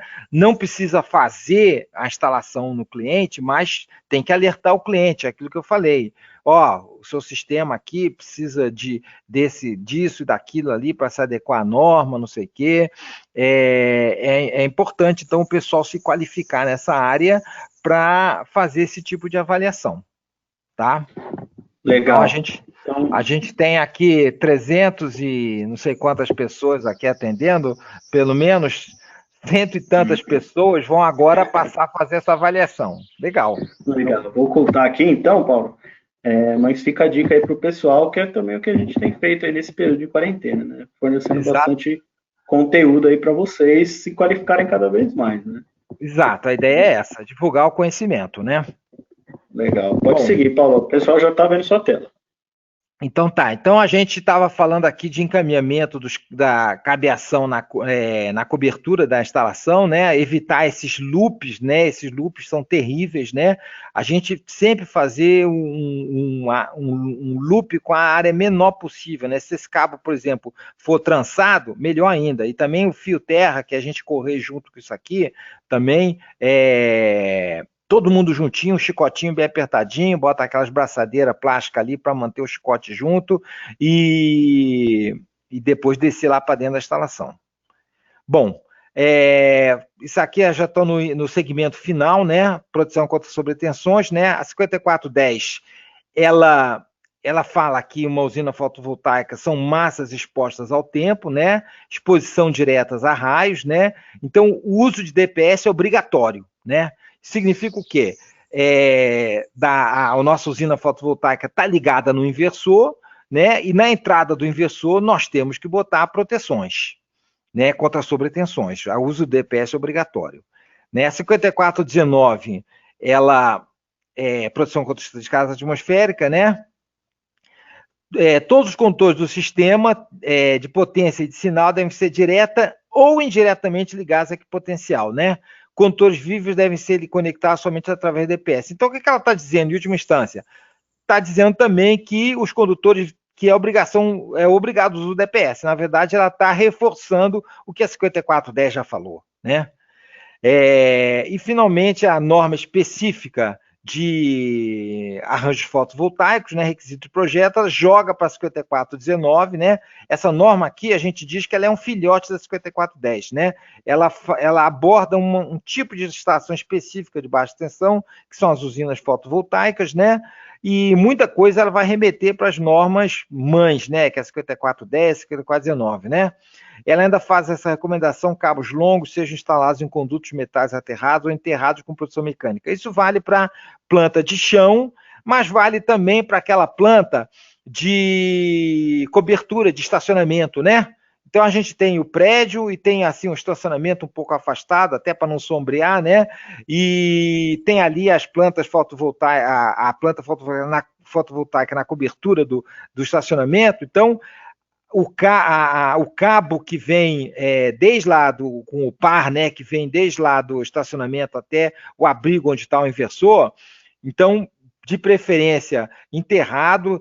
Ele não se costuma fazer conduto metálico enterrado, né? Geralmente é canaflex, esses tubos plásticos, mas aí geralmente a recomendação é lançar um cabo terra no fundo da vala, um cabo de cobre nude, 50 milímetros quadrados, que ele vai fazer esse papel de blindagem e vai também fazer o papel de interligador, né? Ele vai interligar a estrutura do estacionamento com o aterramento geral da instalação. Então, a gente tem aqui as recomendações básicas de equipotencialização e proteção contra surtos de uma planta fotovoltaica, né? O DPS para aplicação em usina fotovoltaica ele é especial, né? O inversor tem que ser protegido no lado DC por um DPS 1+2, né? Ele pode ser só 2 se a planta estiver protegida contra descarga direta. Se ela não tiver proteção contra descarga direta, tem que ser 1+2. Lembrando que, frequentemente, o inversor já tem um DPS dentro dele, mas geralmente é nível 2. Então, a gente recomenda que bote 1 do lado de fora, né? 1 para cada MPPT do inversor, né? Esses DPS são ensaiados nas duas curvas, né? A 10/350 é para descarga direta, é o nível 1, e a 8/20 é o efeito de sobretensão induzida, é o nível 2, né? Tem um detalhe: DPS tem vida útil, nenhum DPS tem vida eterna, né? O DPS são feitos de componentes eletrônicos, né? Principalmente varistores, né? E o varistor, a cada raio que cai, cada sobretensão que passa por ele, cada vez que ele atua, ele vai queimando áreas microscópicas dele. Tem uma hora que ele tem tanta área queimada dentro dele que ele entra em curto, né? E ele pode explodir. Eu já vi painel onde que o DPS explodiu, faz um regaço no painel, né? O que acontece é o seguinte: quando a gente tem corrente alternada, né, se o DPS entra em curto, a gente bota um disjuntor em série ou bota um fusível em série. Na hora que a corrente passa, a gente vai ter um corrente de curto-circuito alta. Quando ela passa pelo zero de corrente, eliminou o curto-circuito, porque o fusível abre e o disjuntor abre. Uma usina fotovoltaica não, ela tem baixa corrente de curto, ela sustenta o curto-circuito e não vai caracterizar uma sobrecarga, né? Nós não vamos ter corrente de quiloampere como a gente tem numa descarga de impulsiva, né? E é difícil interromper porque não passa por um zero, né? Então o DPS ele tem que ter uma construção especial que desconecte quando ele entra em curto, né? Então, tem que ter um DPS especial para a planta fotovoltaica, com tensão de operação compatível com sistemas fotovoltaicos, né? E com mecanismos internos de garantia de falha segura no final de vida útil, né? Então, estou mostrando aqui, isso aqui é um DPS da DEM, né? Específico para fotovoltaica, né? O que é que acontece assim? Aqui está o varistor e aqui está um fusível. Quando o varistor entra em curto, ele derrete lá, ele tem um desconector térmico que desconecta ele, joga para o fusível, e o fusível derrete e abre, ele elimina a sobretensão, ele faz a desconexão aqui com o arco, né? Porque a corrente contínua não gosta de ser interrompida, né? E o fusível abre um fusível especial para descer e ele elimina o curto, né? Então, esse é um protetor especial para a usina fotovoltaica. Ele tem essa proteção para quando ele chega no fim da vida útil do varistor, que é o componente que efetivamente protege, né? E o varistor da DEM, ele tem esse esquema, é a ligação Y, né? Ele protege do modo diferencial, que é a sobretensão que dá entre o positivo e o negativo, e o modo comum, que é a sobretensão que dá dos dois para a Terra. Então, eles têm esses dois componentes aqui ligados num ponto comum, e esse ponto comum vai para a Terra, que é o Y, tá? É a perninha debaixo do Y. E com isso eu dou por concluída a minha apresentação, estou à disposição de se tiver qualquer outra pergunta, agradeço a todos a atenção e só informo que eu, no final nesse mês ainda, eu vou estar dando um curso de aterramento de plantas fotovoltaicas, um curso de 2 dias pelo Canal Solar, então quem tiver interesse, vai lá no site do Canal Solar, porque a gente vai ter um curso que não vai durar 1 hora, vai durar 2 dias. Muito obrigado a todos. É isso aí, Paulo. Muito obrigado. Acho que o tema foi amplamente abordado aqui. Acho que teve muita informação. Para quem vive aí querendo aprender, com certeza saiu satisfeito, vai sair satisfeito daqui, tá? O pessoal está elogiando bastante aqui, IBM, Ícaro, Felipe, Carlos, Patrícia, bastante gente elogiando, Cássio. Eu vou colocar aqui, só para finalizar, Paulo, antes da gente finalizar o webinar, eu vou deixar aqui para o pessoal só mais um questionário a respeito da avaliação do webinar, tá, gente? Então, vocês devem estar vendo aí na tela de vocês como que vocês avaliam esse webinar, tá? De 1 a 5, tá? Sendo 1, vocês acham que não contribuiu, ou 5 se vocês acham que contribuiu bastante, tá? Esse tipo de questionário a gente está colocando aqui justamente para auxiliar vocês a saber se o tema é pertinente, se tem valido a pena para vocês acompanharem como vocês têm acompanhado os nossos webinars, ok? Vou deixar aí um pouquinho na tela para vocês responderem. Além dos elogios aqui do pessoal, só pegar algumas perguntinhas aqui, então, Paulo, para a gente finalizar contigo. Tem uma pergunta aqui, que acho que está ligada às outras perguntas que eu te fiz, mas o Paulo está perguntando aqui, ó, quando as placas estão distantes do inversor e a string box está próxima ao inversor, há necessidade de colocar um DPS-CC próximo à placa? Olha só, nesse caso, o DPS ele não vai estar protegendo o inversor. Realmente, se ele está longe, ele não consegue proteger, né? O DPS ele tem que estar perto do elemento que ele está protegendo, né?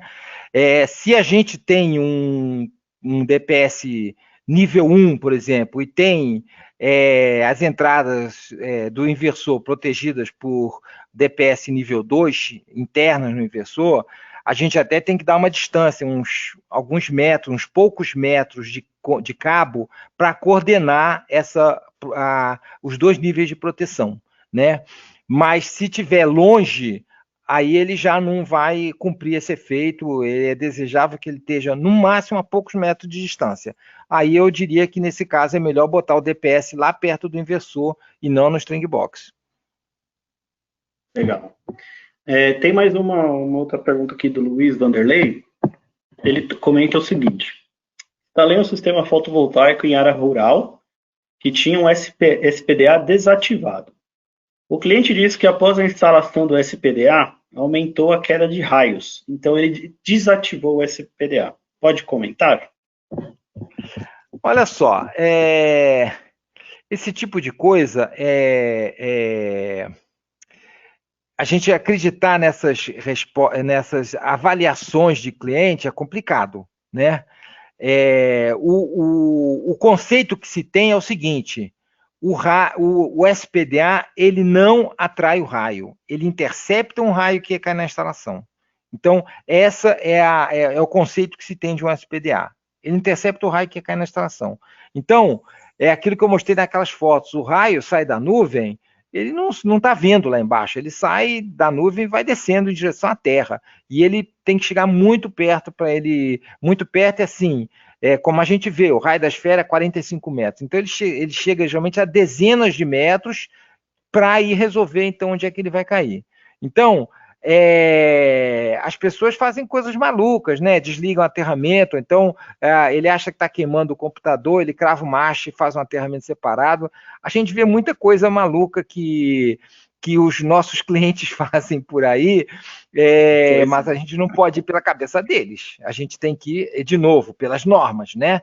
E isso que o cidadão falou, não tem nada a ver com o que as normas estabelecem. Então, e mais, se a coisa evolui para uma questão judicial, não sei o quê, não vai ser a opinião do cliente que vai valer nesse caso, assim, esse tipo de opinião. O que vai valer é conformidade com norma ou não, ok? Nesse caso, parece até mais uma superstição, né, do cliente do que, de fato, seguir Tem orientações técnicas. Né? esse tipo de coisa, realmente a gente ouve muito, né?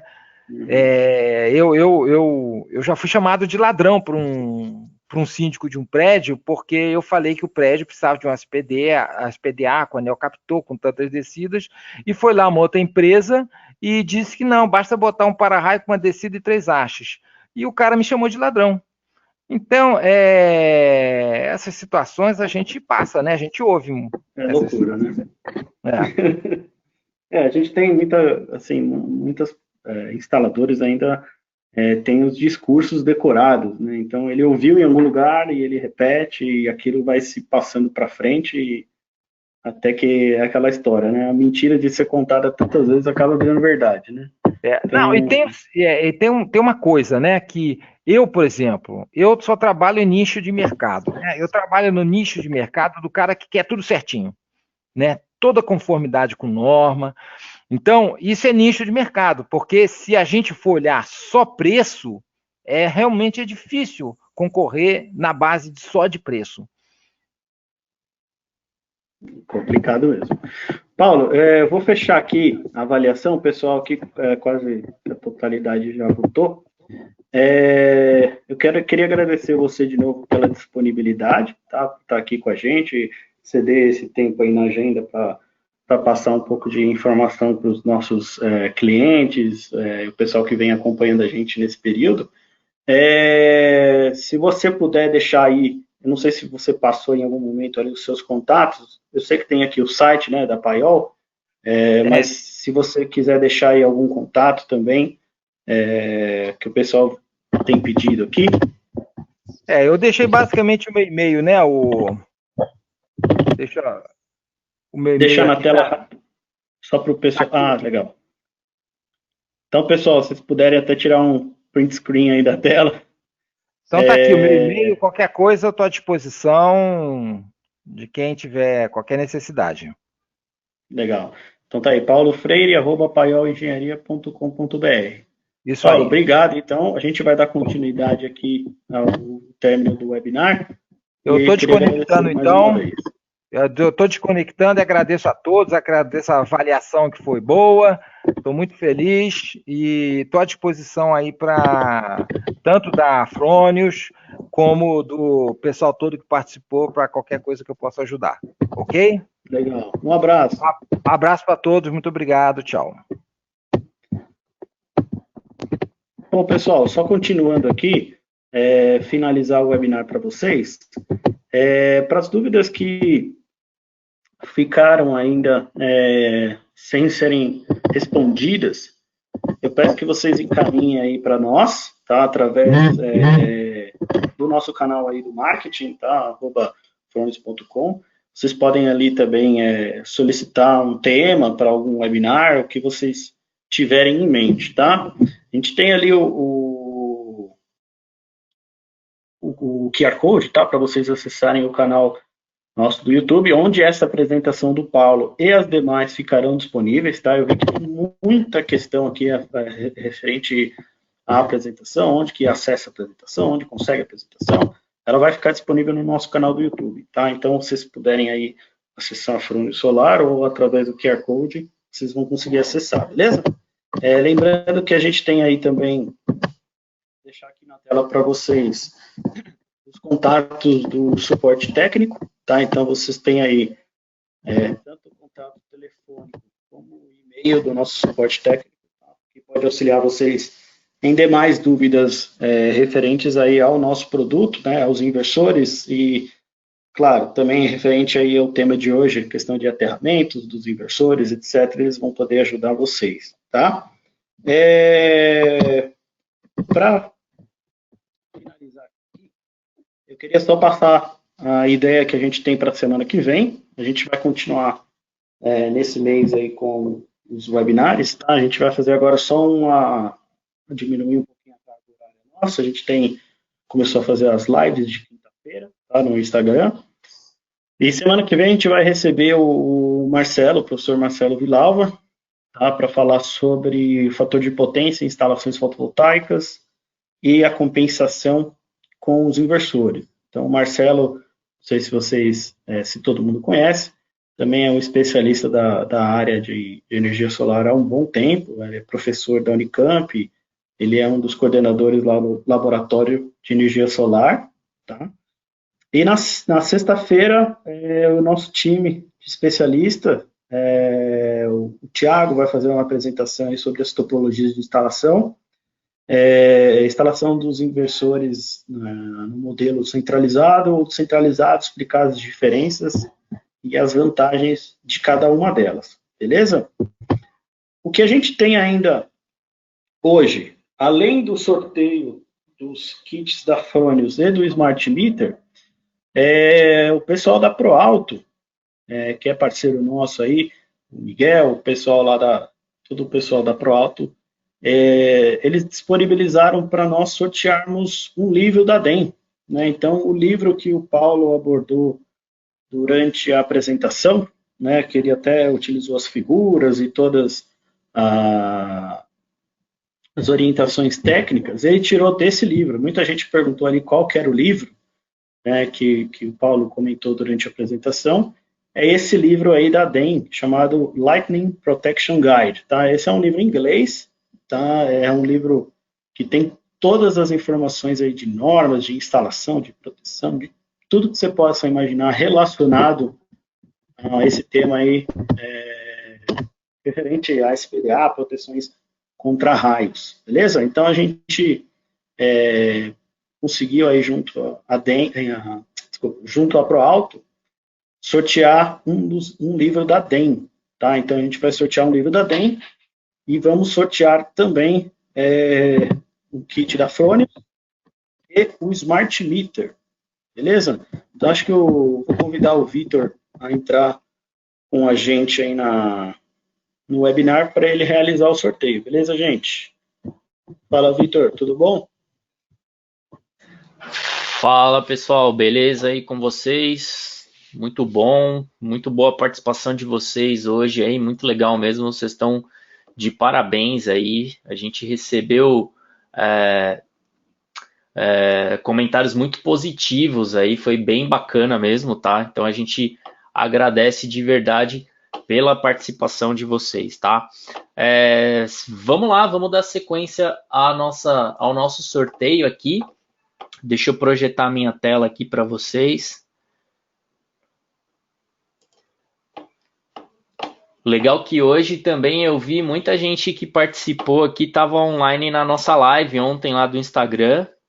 Foi bem legal a nossa live ontem, então bastante gente que participou.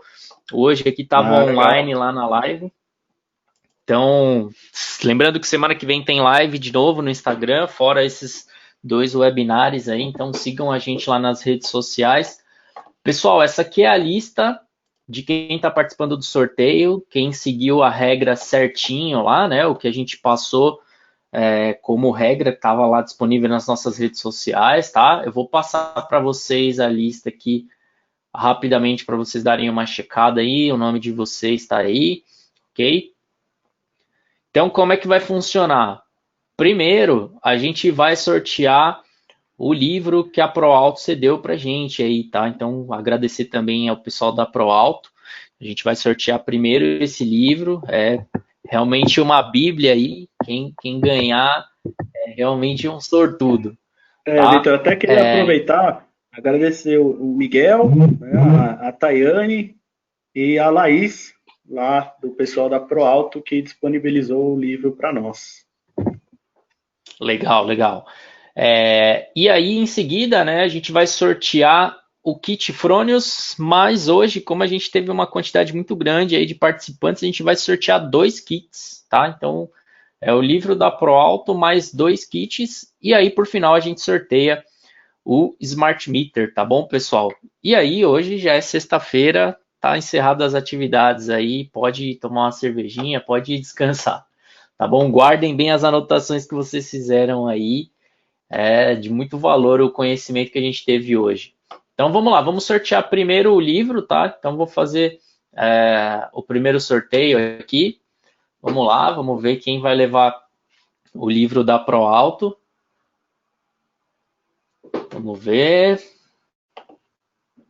Sandro Andrade, lembrando que tem que estar online aí. Então, se você tiver online, Sandro, já tá online. Já manda no chat aí pra gente.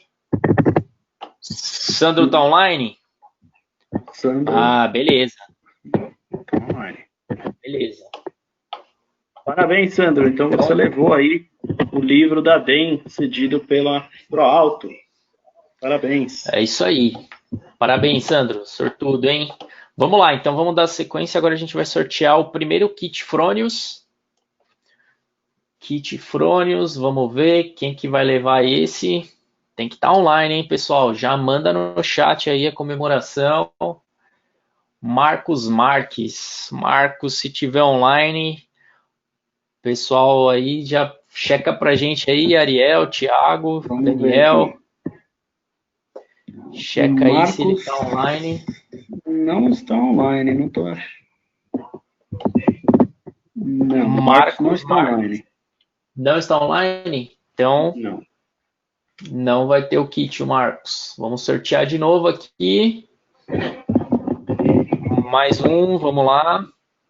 Então, sorteando agora o primeiro kit Fronius, hein, pessoal? Primeiro kit, hein? Antônio Salles. Antônio Salles, se estiver online, já manda um oi pra gente aí no chat. A gente sabe que você está online, a gente está com a lista aqui também. O Antônio também deve ter desconectado. Por isso que é importante a gente assistir o webinar até o final, né, gente? Tá vendo? O Antônio não está conectado, não vai levar o kit. Então, vamos de novo. Vamos lá, até a gente achar alguém que está online. Tem muita gente online ainda aqui. Tem muita gente querendo ganhar, né? É isso aí.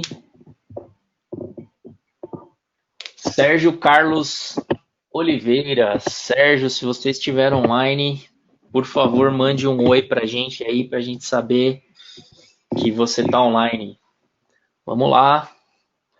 Sérgio, o pessoal tá checando aí se o Sérgio tá online, se ele tá presente aí na lista. Vamos lá, Sérgio. Sérgio Carlos. O Sérgio também não. Não tá online também? A gente tem aqui acho que uns 6, 7 Sérgios, nenhum deles. Tem o Sérgio Valim, Sérgio Silva, Sérgio Santos, Sérgio Rezende, Sérgio Mendes, Sérgio Furuta. Já vamos pro próximo já. Ó, ainda não saiu o primeiro kit, hein, pessoal? Ainda tem muita gente com chance de ganhar. Cleverson Alves. Vamos lá, Cleverson Alves. Se você estiver online, manda um oi aí pra gente saber. O Cleverson está sempre acompanhando o nosso webinar e também já desligou. Olha só, o pessoal tava louco para tomar uma cerveja. Caramba, hein? Hoje é o dia que mais tem gente online aí e o pessoal que não quer ganhar. Então vamos lá, vamos pro próximo.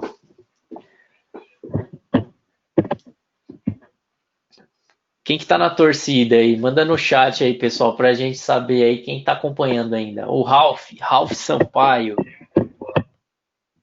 Ralph está online.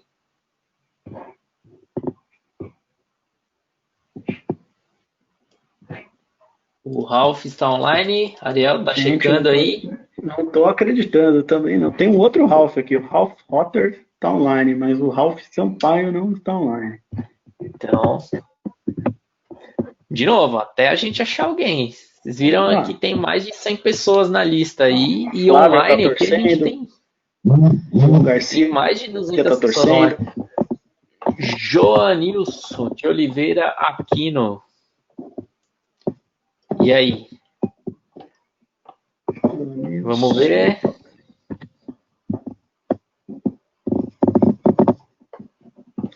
Tá online. E aí? Tá online. Tá online? Tá online. Joanilson então é isso aí. Bem, Joanilson. Aqui, ó. Tô vendo aqui. Ele mandou aqui, ó. Tô aqui sim. Parabéns, aí, então, Joanilson. Você ganhou o kit Frônios. Beleza. Então agora vamos para o segundo kit Frônios. Vamos lá. Vamos só tirar a dúvida aqui. Aí. O Otávio está perguntando onde ele consegue comprar o livro da DEM. Entre em contato com o pessoal da ProAlto, Otávio, que aí eles vão poder informar você melhor. Luciano Nantes, se você estiver online. Tá online. Tá online? Opa, já mandou ali, ó. Opa, tô aqui. Boa, Luciano, você ganhou mais um kit Frônios. Kit Frônios, é isso aí. E vamos lá, vamos pro Smart Meter agora, hein, pessoal? Vamos lá. Vamos ver quem vai levar o Smart Meter. Então, hoje o sorteio sorteado, foi bom, hein? Tem que, no momento da instalação, marcar a gente, tirar uma fotinha lá para a gente ficar sabendo onde vocês instalaram, hein, gente? Fernando Reus Mocena. Fernando tá online. Opa, tá online, já mandou aqui, na hora. Na hora. Beleza, pessoal. Parabéns, muito obrigado Fernando. a todos. Parabéns aos participantes aí, parabéns aos vencedores, ao Sandro, Joanilson, Luciano, Fernando.